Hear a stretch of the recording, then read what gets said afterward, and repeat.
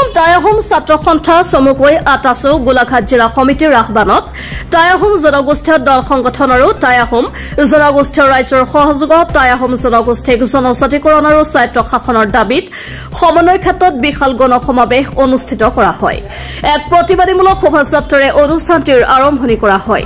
দিল্লী দিছপুৰ হুছিয়াৰ আটাচৌ লং live আপুনি যদি প্ৰকৃত আহোম আমাৰ লগত যোগ দিয়ক আটাচৌ পেয়ংলে কৰিলেও মৰি যাম জনজাতিলৈ যাম সম উন্নয়ন সম অধিকাৰ আমাৰ প্ৰাপ্য আহোমৰ সৰলতা দুৰ্বলতা বুলি নাভাবিব উই ৱান্ট জাষ্টিছ আদি শ্লোগানেৰে প্ৰতিবাদী দলটোৱে গোলাঘাটৰ আকাশ বতাহ কঁপাই তুলি গোলাঘাট নগৰৰ মাজমজিয়াৰে প্ৰতিবাদী সমাদলটোৱে গোলাঘাট পৌৰসভাৰ ত্ৰিমূৰ্তি ক্ষেত্ৰৰ সন্মুখতে শেষ কৰি শ্ৰদ্ধাঞ্জলি আৰু সমন্বয় মৌন প্ৰাৰ্থনাৰ পাছতে মূল প্ৰতিবাদী সভাৰ আৰম্ভ কৰে।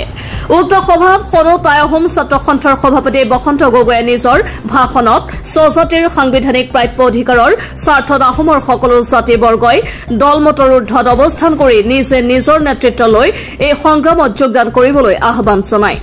তাৰ পিছত উপস্থিত সহস্ৰাধিক লোকৰ সহযোগত মায়াবিনী কালজয়ী গীতটো পৰিৱেশন কৰা হয়।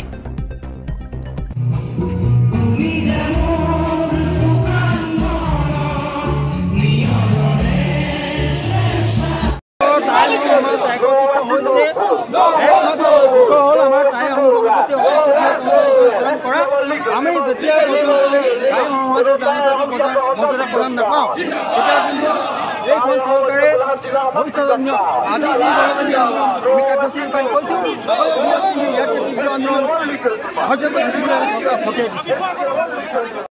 গোলাঘাট জিলাৰ সমূহ টাই আহোম ছাত্ৰ সন্থাকে ধৰি টাই আহোমৰ যিমানখিনি দল আছে সংগঠন আছে লগতে আমাৰ গোলাঘাট জিলাৰ সমূহ আহোম মানুহ আজি একত্ৰিত হৈছোঁ।